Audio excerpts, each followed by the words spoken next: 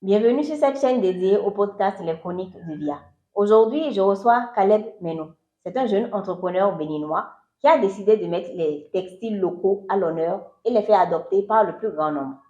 Avec ses équipes, il essaye de façonner l'avenir du textile au Bénin et en Afrique en utilisant comme guide les chiffres et les opportunités comme moteur. Je vous invite à rejoindre cette conversation riche et passionnante avec lui. L'émission est également disponible uniquement en format audio. Je vous mettrai le lien de l'épisode dans la description de la vidéo. Bonjour Caleb, merci d'avoir accepté cette invitation sur mon podcast.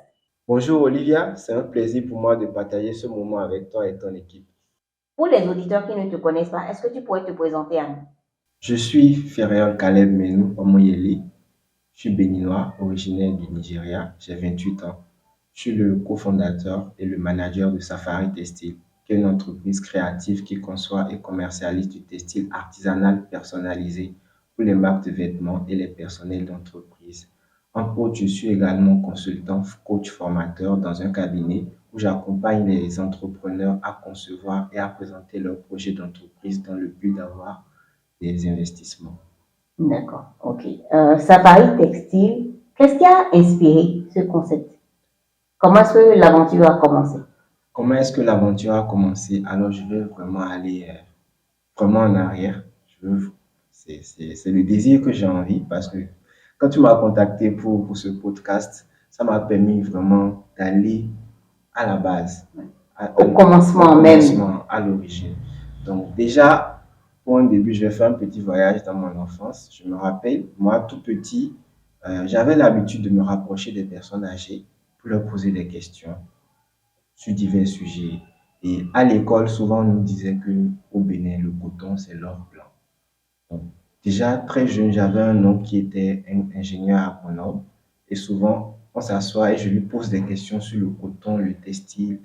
Pas le textile, le coton. Parce qu'en vrai, il y a le coton au Bénin. Le Bénin est le premier producteur de coton, mais nous, les jeunes qui ont grandi au sud ici, on a très peu vraiment touché le coton du doigt. Le coton que moi j'ai touché, c'est le coton de l'hôpital et tout. Donc, c'était vraiment un truc qui avait poussé ma curiosité.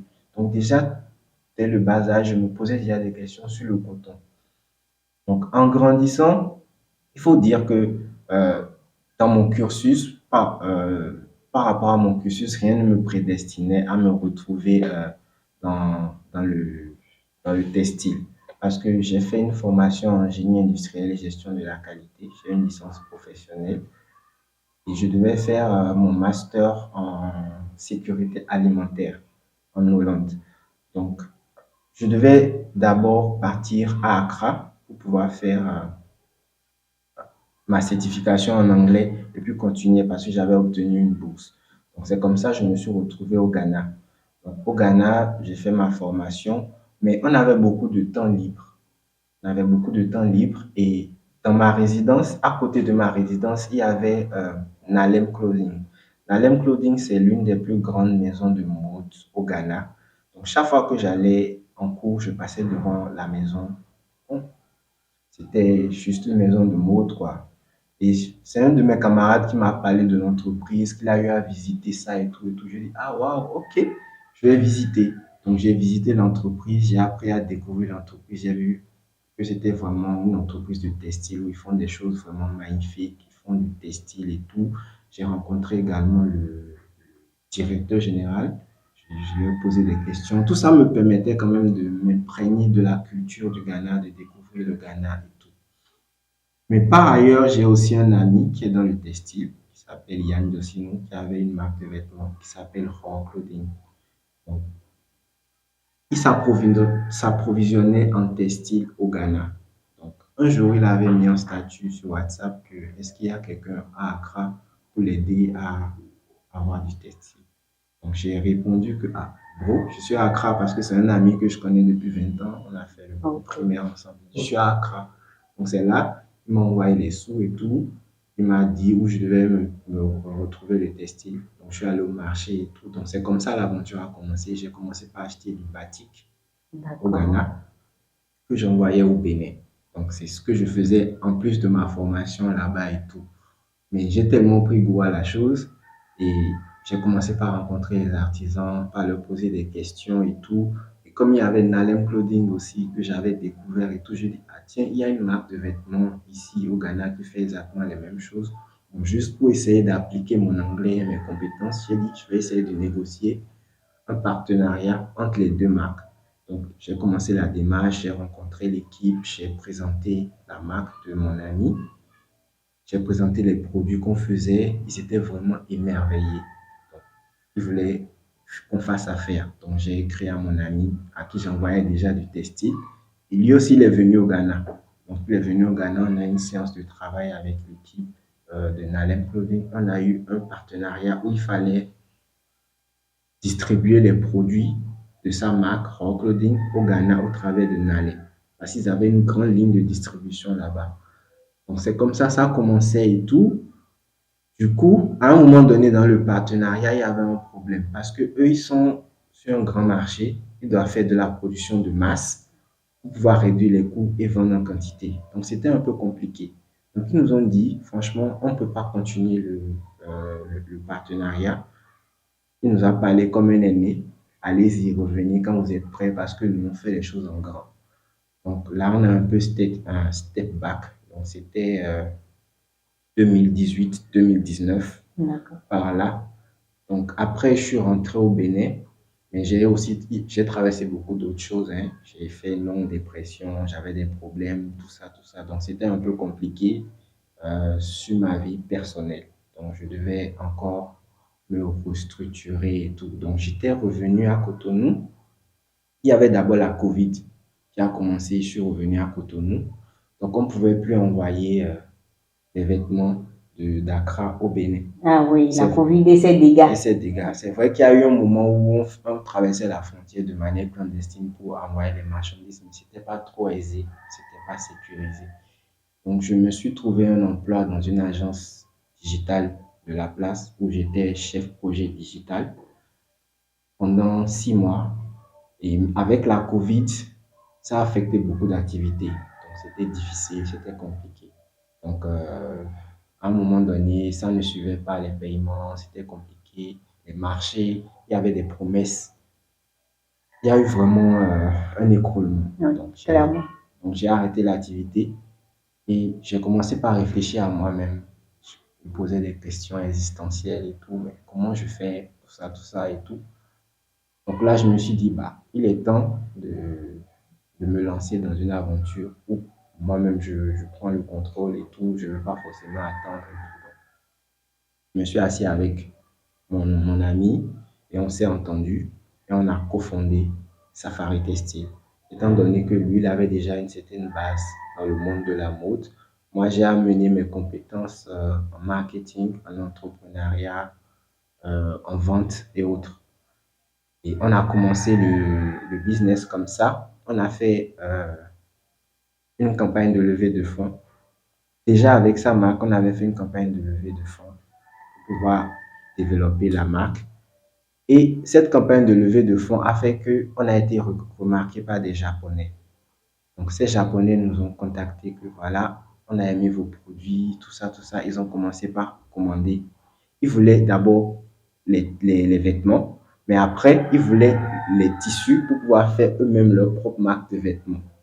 Donc, en fait, progressivement, le besoin aussi s'est présenté d'une certaine manière. Parce que comment les choses se sont faites, c'est que moi, j'étais devenu chargé de vente à l'international pour la marque. Et donc, le besoin s'est présenté comme ça. En tant que business developer, tu vois que là, il y a la marque de vêtements, mais le client commence par demander des vêtements avec des tissus personnalisés. Donc là, on s'est dit, on va sortir la branche de tissus personnalisés et séparer ça de la marque de vêtements.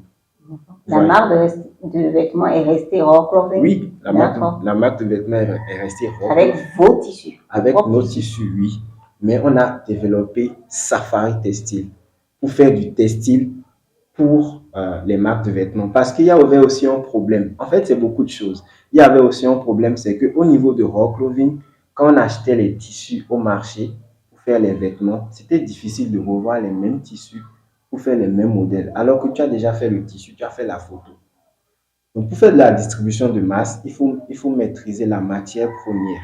Donc, ça aussi, c'était un challenge qu'on avait rencontré avec Nalem qui a fait qu'on n'a pas pu passer à une grande échelle. Parce que eux, quand ils font les, comment on appelle, les inventaires, ils enregistrent les trucs, il y a les modèles, il y a les couleurs et tout. Après, il n'y a pas ça. Et si le client voit cette photo et dit je veux ce tissu avec ce modèle, c'était difficile. Mais quand tu maîtrises la production du tissu à la base, c'est beaucoup plus simple. Donc, dans un premier temps, on avait sorti la capsule Safari.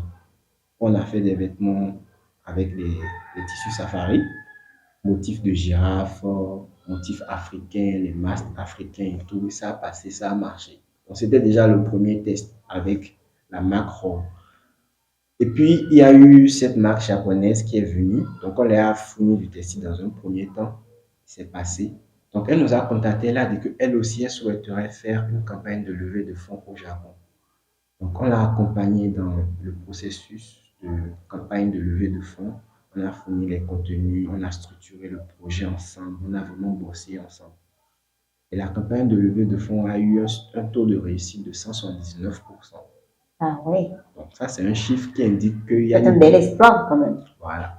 Donc, et qu'il y a un marché, il y a une demande, il y a des opportunités. Donc, on s'est dit, waouh, là, il faut vraiment se positionner. Donc, c'est là on a vraiment eu le courage, on a vraiment eu la conviction, la preuve de marché que le business model est fonctionnel.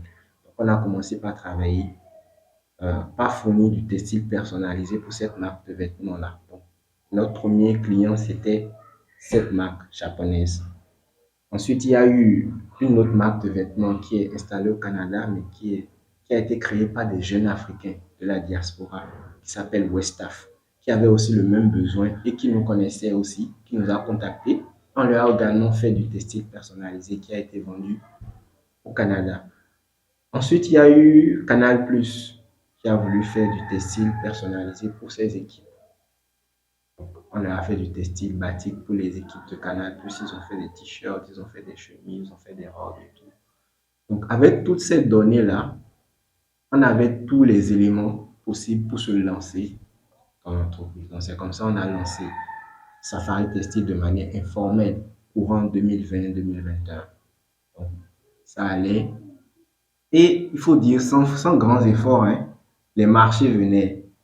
Coopératives, entreprises.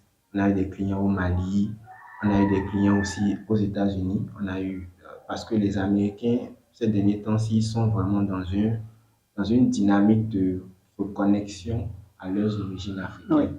effectivement, oui. Voilà, donc souvent ils font des safaris en Afrique. Ils viennent en Afrique découvrir les marques, les créateurs, la culture et tout. Donc aussi, il faut dire que j'accompagne souvent les touristes américains qui viennent aussi. Et il y en avait une qui était intéressée. Il y avait même un mannequin là, international qui s'appelait Ebony Davis aussi qui était au Bénin et tout. Donc, on a passé du temps ensemble, on a discuté. Quand ils sont partis, il y a une qui m'a contacté qui veut lancer aussi une marque de vêtements avec ses propres tissus. Donc, je l'ai accompagnée dans le processus. Elle est peintre, elle a dessiné les motifs, elle a envoyé les motifs, on a fait les motifs. Mais elle avait aussi le problème de structurer la marque, de structurer. Donc là, moi, j'ai mis en avant mes compétences de marketing pour l'accompagner à mettre en place sa marque. Donc, on lui a fait les tissus, on lui a fait également les vêtements qu'on achemine souvent aux États-Unis. Donc, voilà un peu comment l'aventure Safari Textile a commencé de manière informelle et en 2022, on s'est formalisé en SARL. Mais il faut dire aussi que j'avais également participé au Benin Investment Forum en 2019 comme un participant, je crois 2018 comme participant. Et il y avait Émilie Thibouté. Ça, c'est une dame qui est dans le textile, elle fait le pain tissé. Elle a vraiment défendu le textile, le pain tissé, tout ça, tout ça. Et ça avait vraiment, Raisonner ça en m'a toi. émerveillé, Oui. voilà. Et à l'époque, Jamila Idrissou était maîtresse de cérémonie. Et elle avait porté une jaquette en pain tissé. Je me suis dit, D'accord. ah waouh, donc il y a du potentiel dans ce truc. Donc c'est tous ces éléments qui réunis, qui nous ont vraiment conduits vers Safari Textile. Donc, on a commencé l'aventure et Je me suis encore fait former en stratégie et technique de vente. Je suis allé à la rencontre des artisans. J'ai beaucoup voyagé. Je suis allé au Ghana. Je me suis promené dans le Ghana. J'ai rencontré les artisans du Ghana parce que le batik, en fait, il y a la technique du Ghana, il y a la technique de la Côte d'Ivoire, il y a la technique du Togo et puis il y a aussi pour le Bénin. Chaque technique a D'accord. ses particularités, ses petits traits pour se différencier.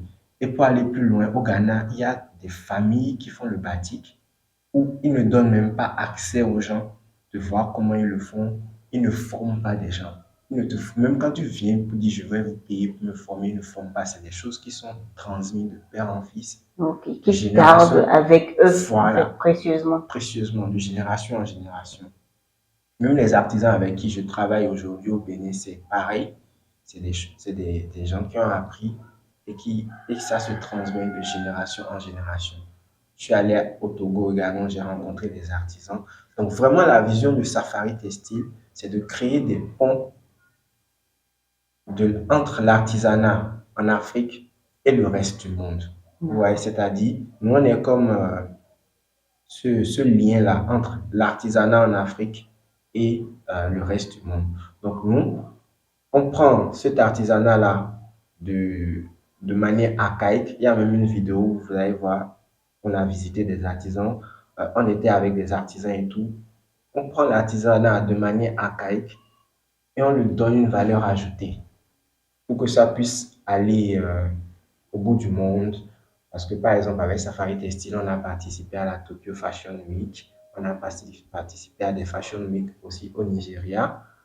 On a vraiment essayé de valoriser la chose, de rendre ça plus dynamique. Même les artisans avec qui on travaillait, on a essayé d'améliorer les coûts, les payer décemment, de manière à ce que le business puisse aussi profiter à ces artisans-là. Donc vraiment, on a une approche durable de la chose. Voilà un peu, je ne sais pas, je suis allé un peu dans tous les sens. Oui, c'est toujours intéressant d'avoir cette genèse-là de cette façon. Ouais. Jeune entreprise textile, donc. Est-ce que tu peux nous expliquer un peu le processus? De ce que je comprends, c'est resté artisanal jusqu'à aujourd'hui. C'est passé à une production industrielle plutôt. Non, pas encore. En fait, il faut préciser une chose parce que le textile, il y a plusieurs positionnements sur la chaîne de valeur. Quand tu prends le coton est transformé en fil. Et ce fil est tissé. Et après, il y a l'ennoblissement. Vous voyez? D'accord. Donc, nous ne faisons pas du tissage de textile. Nous ne produisons pas du textile. Nous faisons de l'ennoblissement du textile. C'est-à-dire que nous, on prend du tissu, le tissu est cru, vierge, et on travaille dessus, on lui apporte de la valeur ajoutée. Vous voyez un peu? Donc, dans le processus de travail avec Safari Textile, il y a l'idéation, c'est-à-dire on pense le design du tissu, les motifs, la disposition des motifs sur le tissu, les couleurs, comment ça se passe, tout ça se pense. Avant, les artisans le faisaient en mode freestyle, mais avec Safari Textile, on le pense et ensuite on fait le design, c'est-à-dire on le fait les croquis et on le fait aussi design graphique pour voir un peu ce que ça donne, le rendu, une simulation. Et lorsque c'est validé avec les équipes ou avec les clients, on fait le prototype. Donc le prototype, c'est un coupon de tissu sur lequel on travaille. Vous voyez? Donc il faut dire qu'avant de faire ce prototype, il y a aussi les stamps qu'on utilise. Donc les stamps, c'est d'autres artisans qui font encore le design du stamp, c'est-à-dire les tampons qu'on utilise pour imprimer le motif sur le tissu. Vous voyez? Donc là, on fait le prototype. Quand le prototype est validé, là, on fait la production de masse. Maintenant, dans la production, comme je vous l'ai dit, on fait le tampon. Il y a le tampon, il y a la cire qu'on utilise, il y a les teintes qu'on utilise. Il faut dire que nous, on utilise les teintes chimiques pour le moment. Donc, pour faire la production du tissu, l'artisan il prend le tissu vierge, il prend le stamp qu'il met dans la cire pour réserver les motifs sur le tissu. Donc, en fonction des couleurs qu'il veut avoir, il va faire la réservation à la cire. Ensuite, il va faire la teinte. Donc, quand il fait la teinte, il fait le lavage maintenant à l'eau chaude. que la cire puisse fondre. Donc, quand la cire fond, les parties où il y a la cire ne prennent pas la teinte. Donc, c'est ça qui crée le contraste de couleur. Et après, il fait le lavage. Donc, par rapport à ce process-là, on part des couleurs claires vers les couleurs foncées. C'est-à-dire que tu ne peux pas faire un tissu de fond blanc avec des motifs noirs. Mais tu peux D'accord. faire un tissu de fond noir Noir avec avec des des motifs motifs blancs. blancs. Parce qu'en fait, tu prends le tissu blanc vierge, tu mets la cire pour réserver les parties du motif et tu le teintes dans le noir. Donc, les parties qui n'ont pas pris, les parties où il y a la cire ne prennent pas la teinte. D'accord. Il reste donc blanche, en fait. Voilà. Donc, c'est en fonction de ça qu'on fait les combinaisons de couleurs et tout. Donc, il faut dire que ça crée une certaine des limites dans le travail. On ne peut pas tout obtenir parce qu'il y a des difficultés. Par exemple, si le client dit je veux tel mélange de couleurs, par exemple, tu veux faire un jaune avec du vert, ça peut tendre vers une autre couleur parce qu'il y a les D'accord. mélanges de couleurs et tout. Donc, c'est vraiment très, très technique Ouais. et très, très limité. Donc, des fois, en fonction de la commande et du client, on fait de la recherche, on essaie de voir comment on peut optimiser pour se rapprocher le plus possible de ce que le client a demandé parce qu'on ne peut pas faire exactement ce qu'il demande. Si vous voulez faire exactement ce que vous voulez, là, il faut faire les impressions industriel. Mais quand c'est D'accord. artisanal, c'est vraiment conditionné, c'est l'humain. Il y a vraiment cette partie où c'est l'humain qui apporte son génie. Donc ça a fait même qu'on a développé un concept, on dit le concept du Aziza. C'est-à-dire que le Aziza, c'est genre, tu viens avec le tissu, tu as une idée, tu as une inspiration, tu commences par travailler, tu n'obtiens pas ce que tu pensais dans ta tête. Mais ce que tu obtiens est tout de même très, très génial, très, très beau. Donc, dans notre philosophie de travail, on a ça. On a aussi intégré le wabi-sabi, qui est vraiment une philosophie inspirée de la culture japonaise. Il y a aussi la philosophie de vivre ensemble africaine, la philosophie Ubuntu. Donc, c'est autour de ces trois philosophies-là, de ces trois courants de pensée qu'on a vraiment mis en place l'ADN de Safari Textile. Comment vous arrivez à contourner ces limites dont tu parles, de teinte, de couleur, d'avoir exactement ce qui correspond à la demande du client, ou alors vous leur expliquez tout simplement que de façon artisanale, ça va être compliqué. Déjà, ce qui est intéressant, c'est que chez Safari Textile, le client est impliqué dans le processus créatif. C'est pas je viens et puis je fais non. Il est vraiment au cœur du processus créatif. Donc, à chaque fois qu'il envoie euh, ses idées, ses propositions, c'est vraiment très, très interactif. Il faut dire que j'ai essayé, ayant été gestionnaire de projet digital à la base, j'ai essayé d'intégrer un peu la gestion de projet agile quand je travaille avec les clients. Donc, quand le client vient avec ses idées, ses propositions, d'abord je fais un briefing avec mes artisans, avec mon équipe, pour voir ce qui est faisable, ce qui n'est pas faisable. Et aussi, avec les artisans, il faut les former, il faut les motiver parce qu'ils sont souvent arrêtés dans leur esprit. Donc, il faut les amener à aller au-delà de ce qu'ils ont l'habitude de faire. Donc, on a eu à faire un test avec le Japon où ils nous ont commandé un tissu où les motifs sont verts et le fond est blanc. Donc là, on a inversé le tampon. C'est-à-dire, on a fait le tampon, on a inversé le processus. C'est-à-dire, là où on devait faire le motif, où ça sort, on a fait des creux. Vous voyez un peu. Donc, quand on a fait les réservations, c'est comme si on était en train de faire des motifs blancs. Des motifs, on réservait le blanc. Donc, on a réservé tout le tissu en blanc.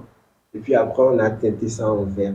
Donc, les parties où il y avait des creux sur le tampon, ça a redonné, ça a donné ce qu'on voulait. Donc, on avait un fond blanc avec un motif vert, ce qui n'était pas possible avant. Vous voyez, mais ça demande beaucoup de travail et beaucoup de réflexion. Donc, vu que le client est vraiment impliqué, il essaie de comprendre et également en fonction de ces différentes extensions, on essaye de faire les factures aussi en fonction de ça.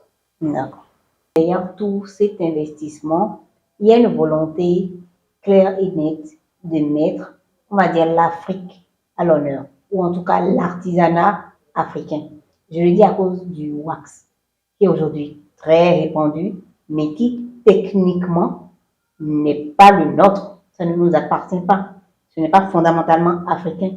Est-ce que vous vous positionnez plutôt en challenger, c'est ça? Bon, je ne vais pas dire challenger. Je vais dire que nous sommes là pour faire notre travail. Le WAS a fait son travail. Nous sommes là pour faire notre travail. Donc, quand on s'est lancé, on ne s'est pas lancé en ayant dans le viseur le WAS hollandais, Flisco, tout ce qui va avec. Nous, notre objectif, c'est de valoriser le savoir-faire artisanal africain et le faire connaître au monde entier. Donc, le process de travail, les process de travail, on les documente. On fait de la recherche pour améliorer ces process de travail et on essaie de mettre en place des dispositifs aussi pour le communiquer, que ce soit au travers de la communication, que ce soit de la formation, que ce soit au travers de la communication en invitant nos clients pour qu'ils puissent voir comment le travail se fait.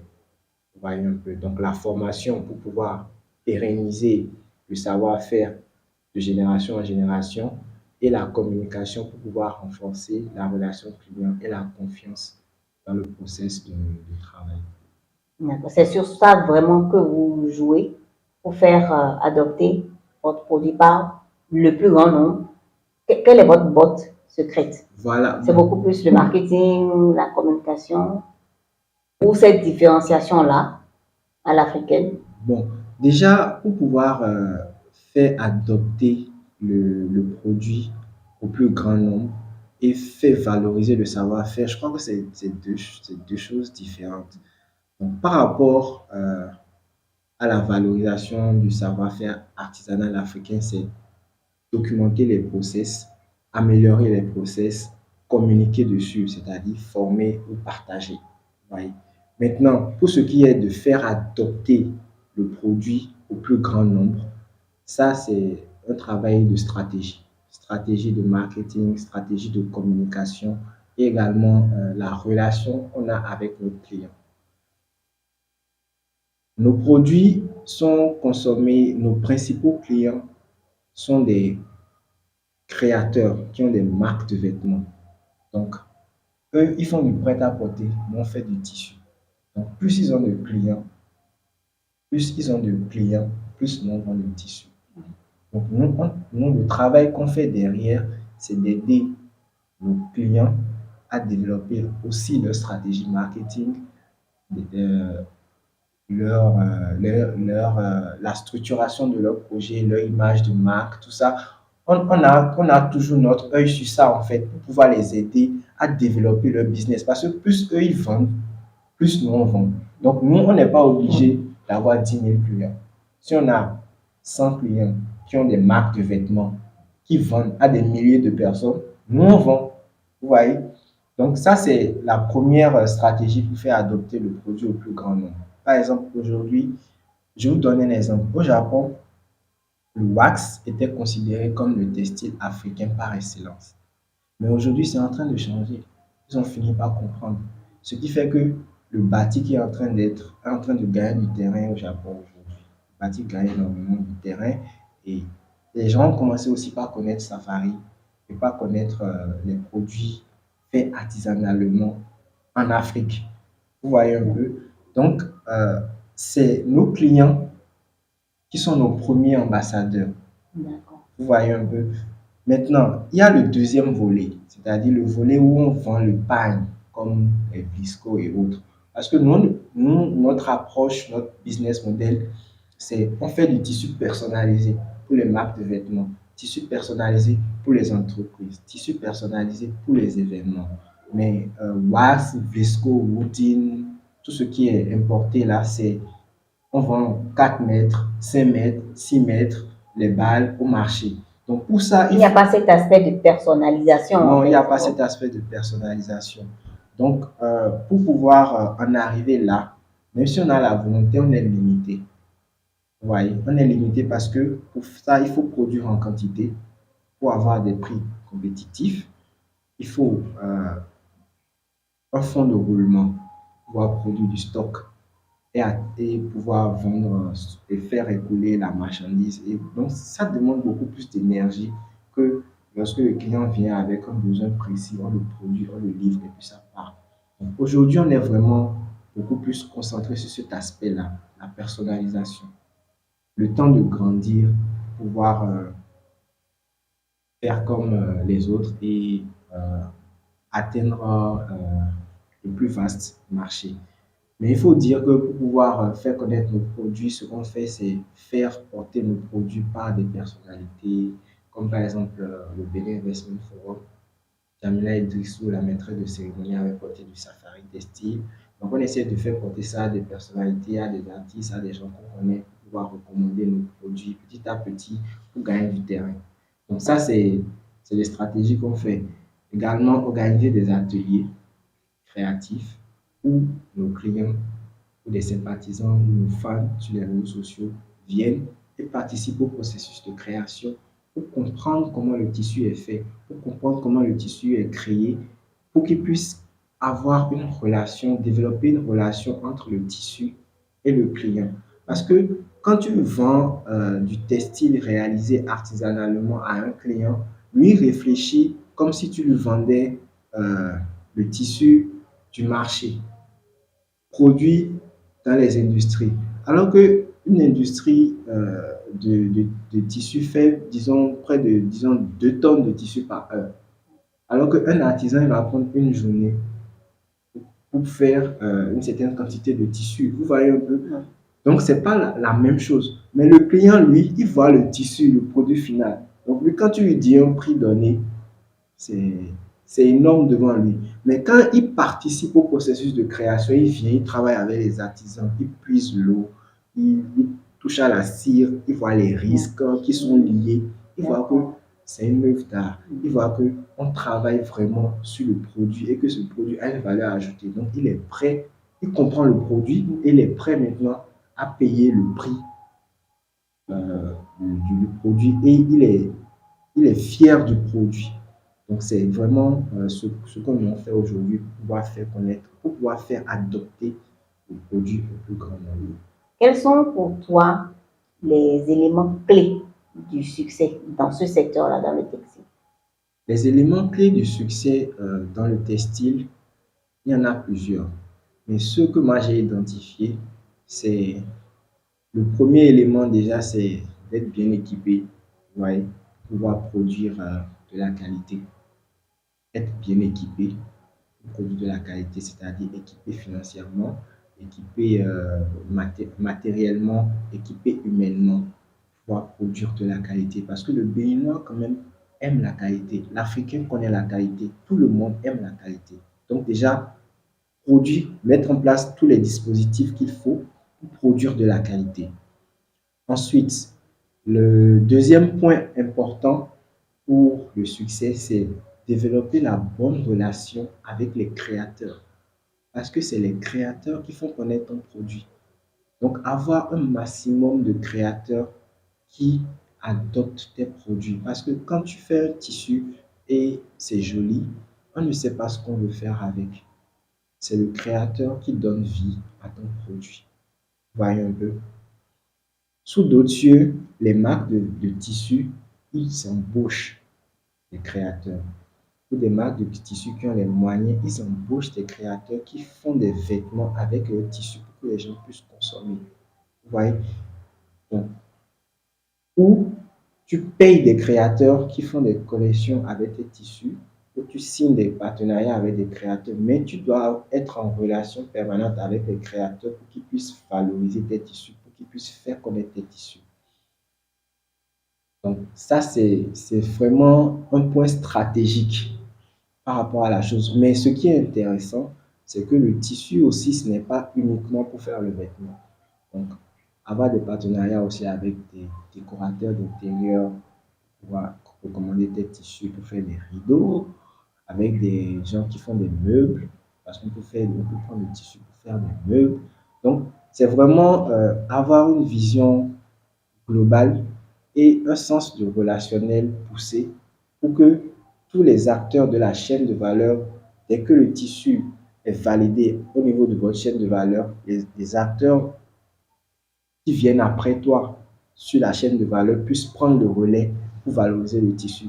Le tout ne suffit juste pas de faire du tissu africain joli, non. Il faut qu'il soit utilisé.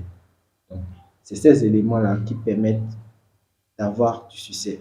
Maintenant, un autre élément pour avoir le succès dans ce business-là, c'est vraiment euh, le soutien du plus grand nombre, c'est-à-dire euh, bâtir une communauté, des gens qui comprennent ce que tu fais, qui te soutiennent, qui te recommandent, qui parlent de toi.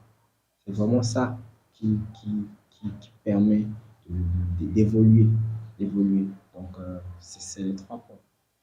Quels sont les grands défis, je dirais, auxquels vous faites face aujourd'hui? Les grands défis auxquels on fait face aujourd'hui, le défi principal, c'est la lenteur. La lenteur, parce qu'il y a beaucoup de choses qu'on veut mettre en place, il y a beaucoup de choses qu'on veut faire, il y a beaucoup de choses qu'on peut faire. Mais pour cela, il faut du financement pour le faire. Donc, on évolue, mais on évolue à un rythme un peu lent. Vous voyez un peu. Bien que les chiffres sont croissants, le rythme, il est lent. Vous voyez? Donc, ça, c'est le principal défi.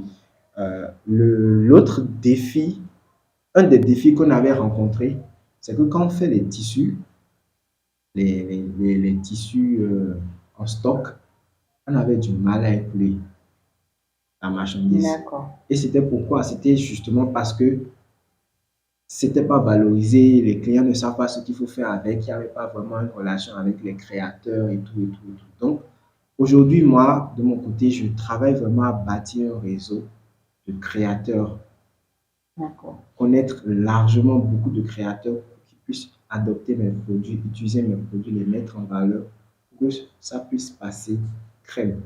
Vous voyez? Mais en attendant, c'est vraiment les commandes personnalisées. Commandes personnalisées, tu viens avec des motifs, on te fait ça et puis paf. Parce que produire et ne pas vendre, ça asphyxie l'entreprise. On s'est déjà retrouvé une fois avec du stock qui n'avait pas été produit. On a été obligé, comme euh, mon associé a une marque de vêtements reproduits, on a été obligé De les de utiliser, les utiliser la marque. pour la marque. Vous voyez? Donc, mais aujourd'hui, on a des marques avec qui on travaille. On a des marques au Bénin, on a des marques à l'international qui nous commandent le produit. Donc, ça va. D'accord. Donc, vous ne faites plus de motifs par vous-même. C'est-à-dire, vous réalisez les commandes des designers, stylistes, etc. Voilà. Oui, on fait des motifs par nous-mêmes. On a des motifs en stock qui sont là. Mais on ne mise pas dessus comme on mise sur les autres. Parce que les motifs qu'on a en stock, ça ne sort pas comme ça. D'accord. Par contre, un seul client, une seule marque de vêtements peut venir pour commander des quantités énormes. Vous voyez, c'est beaucoup plus intéressant. Une personne vient, commande une quantité énorme, paye une partie à la commande, et paye une partie à la livraison, tu rentabilises, tu payes tes charges, et puis tout le monde est content que de faire des motifs, plein de motifs. C'est là, tu ne sais pas qui va acheter. Vous voyez un peu, c'est compliqué. C'est un peu plus compliqué. C'est un peu plus compliqué. Donc, c'est les challenges qu'on rencontre aujourd'hui. Et également, comme challenge, ce qu'on rencontre aussi, c'est vraiment, comment dirais-je, le transport, la logistique. Parce qu'on envoie les tissus à l'international, les tissus ont un coût, la logistique a un coût, les tasses ont un coût. Donc, tout ça, ça fait que c'est cher d'avoir du safari textile. Franchement, c'est pas donné. C'est vrai que les gens, les gens nous le disent, mais moi-même, j'ai mal au cœur. Mais si on a des facilités, on aurait pu faire mieux. Mais aujourd'hui, c'est un peu difficile pour nous. C'est aussi difficile. On a, par exemple, des industries de fabrication de toiles au Bénin. Ces industries de fabrication de toiles ont déjà des clients comme Disco et autres D'accord. à qui ils fournissent des toiles. Ok. Donc, nous, on n'a pas. Des fois, il y a pénurie de toiles où il n'y a pas de disponibilité de toiles. C'est difficile d'acheter les toiles. Vous voyez un peu. Ça, c'est par rapport aux toiles. Par rapport aux teintes. Les teintes, on s'en approvisionne au Nigeria. Vous voyez? Et vous savez, au Nigeria, des fois, tu peux avoir de la qualité, comme des fois, tu n'as pas la qualité. Moi, mon objectif serait de contrôler même les teintes. Vous voyez, si je peux même produire mes propres teintes, ça serait intéressant. Parce que des fois, tu achètes les teintes et ils mélangent peut-être des poudres, des choses pour avoir la quantité. Quand tu fais la Ok. teinte, à la fin, le tissu, la teinte peut ne pas être la couleur que tu veux, ou bien tu avais utilisé telle qualité de jaune. Oui. Après, tu ne vas pas retrouver la même qualité de jaune parce que c'est fini et puis il y a eu un autre. Donc, c'est vraiment très, très délicat. Vous voyez? Donc, ce qui fait que aujourd'hui, quand on travaille, on fait les prototypes, on essaie de tester, de voir si c'est bon avant de passer à la grande échelle. Parce que s'il y a un défaut au niveau de la teinte et tu fais la production de masse, le client peut refuser le stock. Il nous est déjà arrivé de produire du stock, le Japon par exemple, et une grande quantité a été rejetée. Vous voyez? Donc, vraiment maîtriser les matières premières à la base, à la source, c'est aussi un challenge. Et vous positionnez sur toute la chaîne de production. Voilà, et nous positionner sur toute la chaîne de production. Donc, c'est ça les challenges essentiels qu'on rencontre. Est-ce que la course à l'industrialisation est au programme?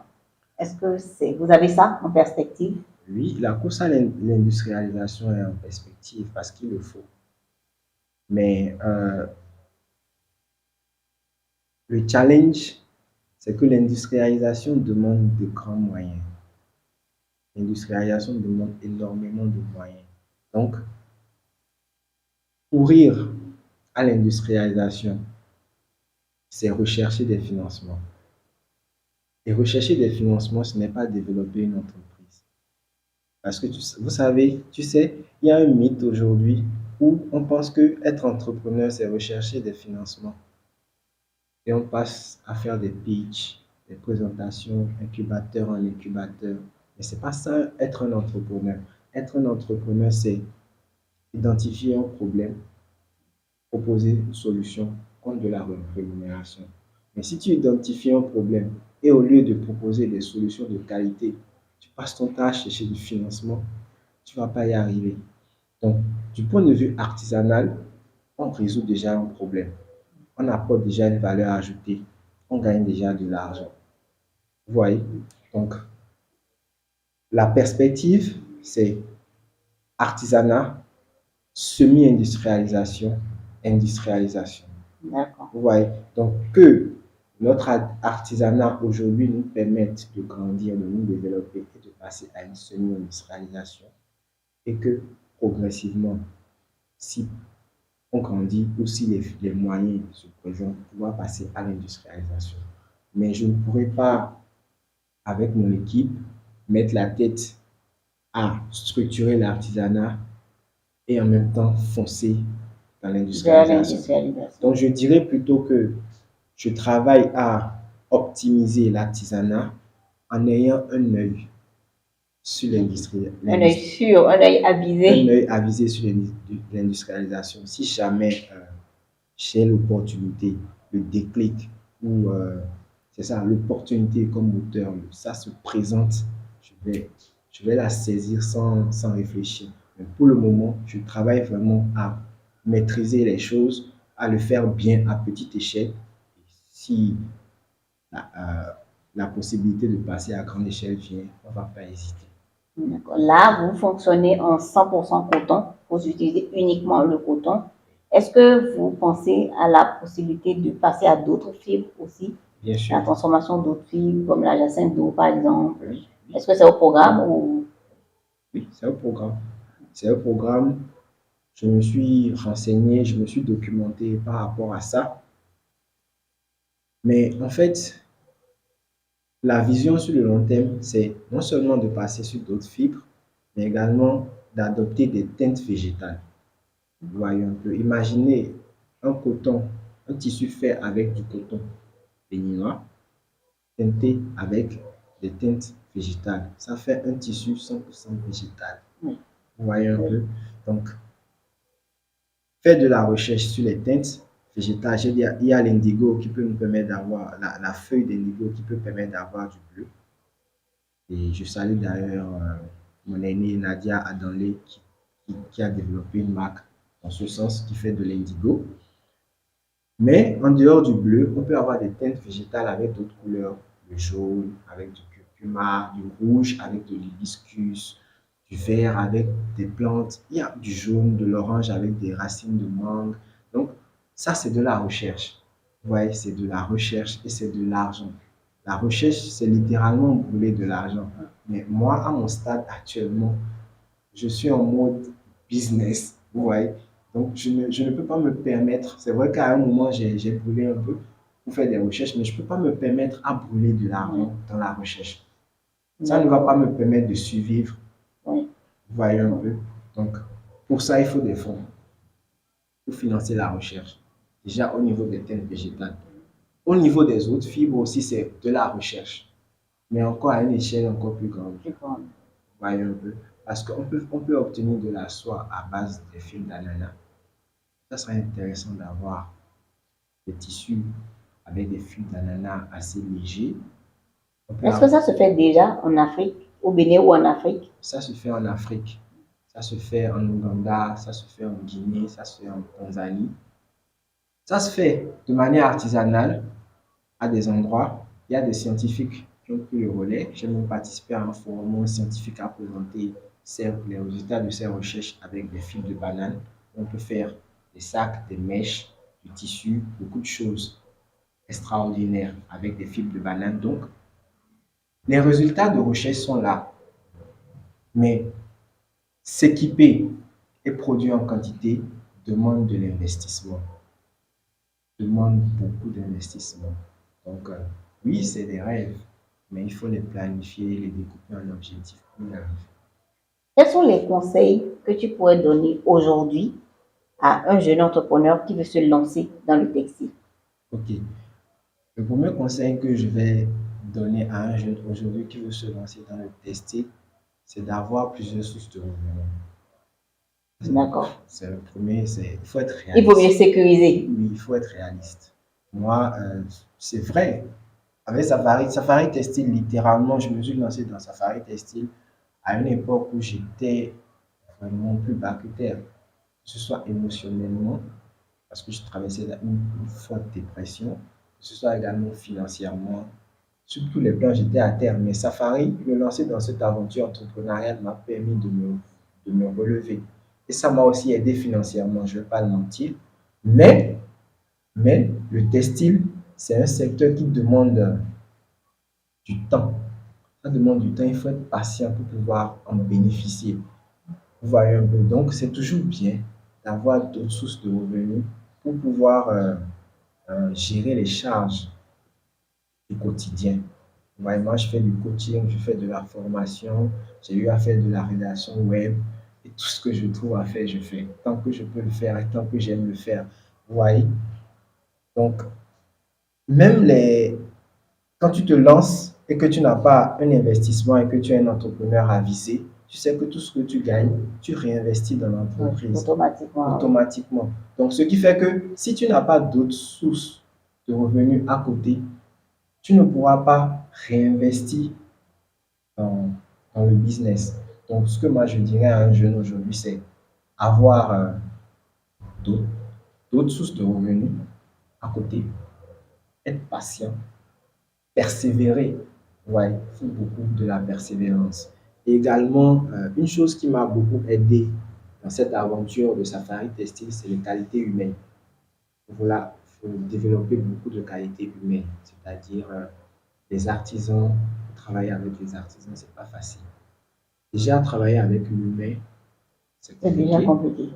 Maintenant, les artisans ou les artistes, même si on veut, parce que voilà, les artisans aussi, les créatifs, travailler avec les créatifs, travailler avec les artisans, c'est compliqué parce que il y a l'ego qui est là,